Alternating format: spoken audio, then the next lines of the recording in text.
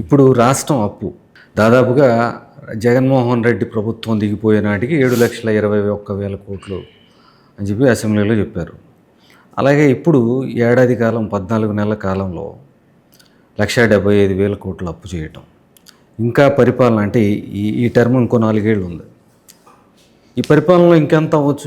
ఒక అంచనా మీకున్న అంచనా ఏంటి? అప్పుల మీద నేనేం అంచనా వేయలేదు.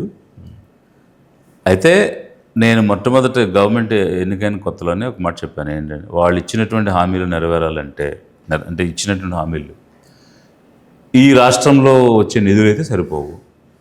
మనకున్న బడ్జెట్స్లో వీళ్ళు చెప్పిన హామీలు అయితే నెరవేర్చలేరు. చాలా స్పష్టంగా నేను ఐ థింక్ జూన్లో కదా గవర్నమెంట్ వచ్చింది, some time in July August నేను మాట్లాడినప్పుడు చెప్పాను, unless there is an external input in the form of loans or credits or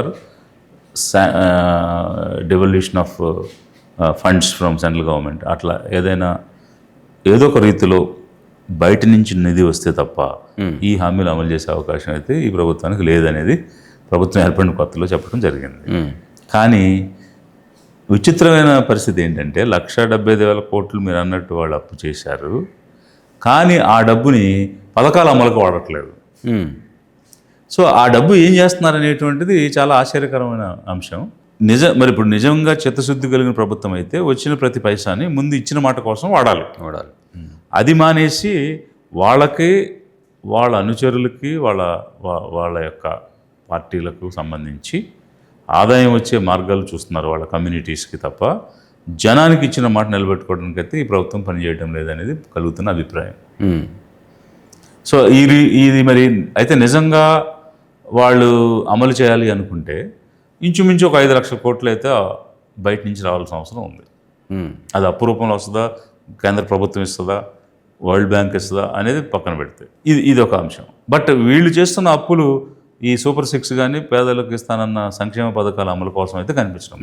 కూటమి ప్రభుత్వంలో ఈ ముగ్గురు సఖ్యత బాగానే ఉందనుకుంటున్నారా? భవిష్యత్తు ఎలా ఉండబోతుందని మీ అంచనా, మీరు ఒక రాజకీయ నాయకుడిగా? నెససరీ ఈవిల్ అనేది ఒక పదం ఉంది ఇంగ్లీష్లో. అంటే అది ఎట్లా అంటే అప్పుడు అది దెయ్యమైనా మనం భరించాలన్నమాట. It's necessary evil. ఇప్పుడు వాళ్ళ మధ్య అలయన్స్ కూడా ఇట్స్ నెససరీ ఈవిల్. అంటే ఒకరిని ఒకరు దెయ్యంలాగా చూసుకున్నా, ఒకరినొకరు దెయ్యమని భావించినా కలిసి ఉండక తప్పదు. ఆ పరిస్థితిలో ఉంది ఈ కుటుంబ ప్రభుత్వం. ఇకపోతే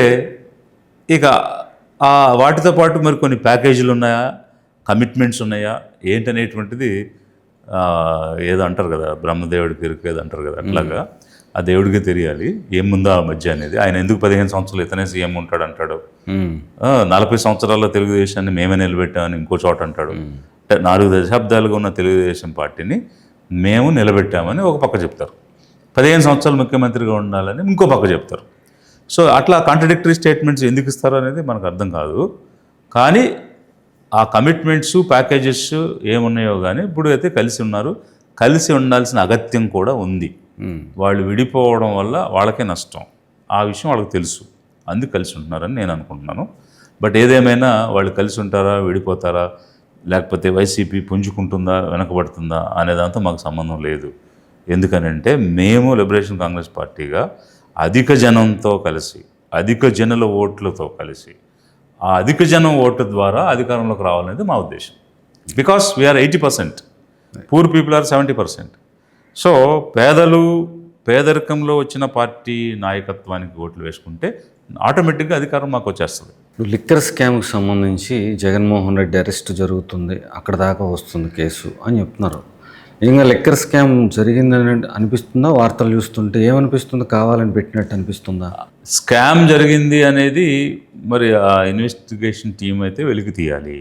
అంటే బయట వినిపించింది ఏమిటి, ఆ రోజుల్లో ఏదో జరుగుతుంది, దీనిలో ఏవో చేతులు మారుతున్నాయి, అందుతున్నాయి అనేటువంటి ఒక పుకారు కానీ లేదంటే ఒక మరమరింగ్ కానీ గత ప్రభుత్వంలో ఉన్నప్పుడే మనం విన్నాము.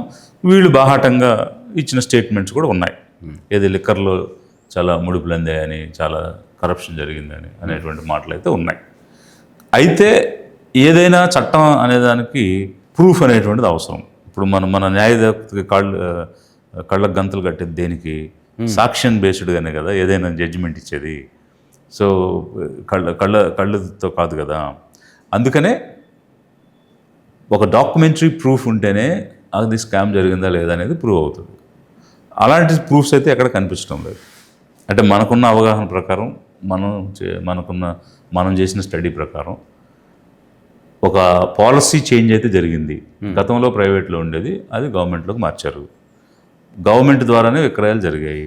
గవర్నమెంట్ ద్వారా విక్రయాలు జరిగినప్పుడు అన్నిటికీ కూడా రికార్డెడ్ స్టేట్మెంట్స్ ఉంటాయి. సో గవర్నమెంట్ ద్వారా విక్రయాలు జరగడం అనేది గవర్నమెంట్కి లాభదాయకం కానీ నష్టదాయకం కాదు. ప్రైవేటు వ్యక్తులకి వచ్చే లాభం కూడా ఈరోజు గవర్నమెంట్కి వస్తుంది ఆ పాలసీలో. అయితే వీళ్ళు ఈ పాలసీ మార్చారు, మళ్ళీ ప్రైవేట్కి ఇచ్చారు. సో గవర్నమెంట్కి వచ్చే లాభం మధ్యలో వాళ్ళకి పోయేటువంటి అవకాశం ఈ పాలసీలో కనిపిస్తుంది. సో ఇట్లా మరి పాలసీ దీన్ని వీళ్ళు ఎందుకు మార్చారు? వాళ్ళు మార్చిన దానిలో ఏమైనా గ్యాప్స్ ఉంటే వీళ్ళు దాన్ని ఇంకో బలంగా చేసి, సపోజ్ బ్రాండ్స్ దొరకలేదన్నారు, ఇప్పుడు బ్రాండ్స్ ఇవ్వు అదే పాలసీలో. నాణ్యమైన లిక్కర్ లేదని నువ్వు నాణ్యమైన లిక్కర్ ఇవ్వు. అంటే ఏవైతే ఆ పాలసీలో గ్యాప్స్ ఉన్నాయో అవి ఫుల్ఫిల్ చేయాలి, కానీ ఏకంగా పాలసీనే మార్చాల్సిన అవసరం ఎందుకు వచ్చింది? అప్పటి ప్రైవేట్ పాలసీపై కూడా కేసులు పెట్టారు కదా సార్, చంద్రబాబు మీద కేసులు ఉన్నాయి లిక్కర్. అదే అలా ఉన్నప్పుడు కూడా మళ్ళీ అదే పాలసీకి వీళ్ళు షిఫ్ట్ అయ్యారంటే ఇందులో ఏం మర్మం ఉందో, సో ఇందులో ఏం ఇంట్రెస్ట్లు ఉన్నాయో అనేది ఒక పక్క. రెండోది, ఈ స్కామ్ అయితే నిలబడే అవకాశం ఉన్నట్టు నాకు అనిపించడం లేదు. ఎందువల్ల అంటే అక్కడ ఏం డాక్యుమెంటరీ ప్రూఫ్స్ కనిపించడం లేదు. ఇంకొకటి ఏంటంటే, ఇప్పుడు ఎవడైనా నేను ఇన్ని కోట్లు ఇచ్చాను అన్ని కోట్లు ఇచ్చానని చెప్పాడు అనుకోండి, ఏ డిస్టిలరీ అయినా, అతను చేసింది కూడా తప్పే కదా. మరి అప్పుడు తీసుకున్నవాడే కాదు, ఇచ్చినవాడిది కూడా తప్పే కదా. కాబట్టి నేను ఇంత లంచం ఇచ్చానని చెప్పే ఏ కంపెనీ కూడా ఎక్కడ ఉంది లేదుగా. సో ఎలా ప్రూవ్ చేయగలుగుతాం? అలాగే ఈవీఎంలు ట్యాంపరింగ్ మీద కూడా చర్చ జరుగుతుంది కదా సార్. మీరు రాజకీయ పార్టీ, మీరు కూడా ఎస్టాబ్లిష్ చేశారు, ఫ్యూచర్లో ఎలక్షన్స్కి వెళ్ళాల్సి ఉంటుంది. ఈవీఎంలు అవసరం అంటారా, లేకపోతే పేపర్ బ్యాలెట్ అయితే బాగుంటుంది అంటారా? దేశవ్యాప్తంగా చర్చ జరుగుతుంది. ఏమిటి, ఈవీఎంస్ ట్యాంపరింగ్ అవుతున్నాయా, లేకపోతే ఈవీఎంస్ ద్వారా ఏమన్నా పీపుల్స్ ఒపీనియన్ ఏమవుతుందంటే రిఫ్లెక్ట్ అవ్వడం లేదా అనేటువంటి చర్చ జరుగుతుంది.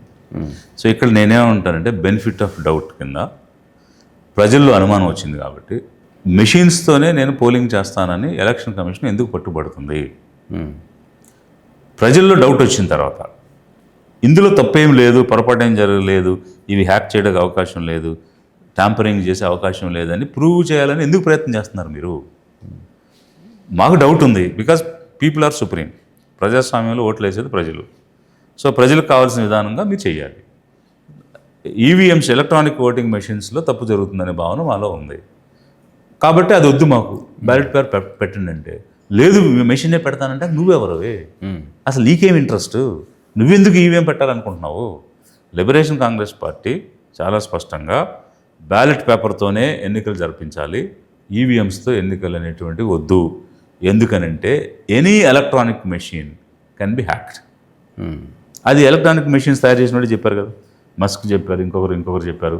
ఇప్పుడు ఆ బీడీఎల్ కంపెనీ కానీ ఈసీఎల్ కంపెనీ కానీ ఫుల్ ప్రూఫ్ ఏం కాదు. ఇప్పుడు వచ్చేవన్నీ కూడా బీడీఎల్ నుంచి ఈసీఎల్ నుంచి వస్తాయి. అందులో చిప్ ఉంది. So anything can be hacked, any time it can be hacked. ఆ పాసిబిలిటీస్ ఉన్నదాన్ని మేము ట్యాంపరింగ్ లేకుండా చేస్తామని పదే ప్రూవ్ చేయాల్సిన అవసరం ఏంటి? సుప్రీంకోర్టులో అఫిడవిట్లు వేయాల్సిన అవసరం ఏంటి? జనం వద్దన్నప్పుడు వదిలేయచ్చు కదా. 190 దేశాలు ఈరోజు ప్రపంచంలో ఉంటే ఆ మెషిన్లు కనిపెట్టిన దేశాలు కూడా మెషిన్లతో పోలింగ్ చేయటం లేదు, పేపర్ మీదే పోలింగ్ చేస్తున్నారు. అమెరికా కానీ, జపాన్ కానీ, ఎనీ డెమోక్రటిక్ నేషన్, ఇంగ్లాండ్ కానీ, కెనడా కానీ, Australia, any democratic nation, they are going with ballot paper.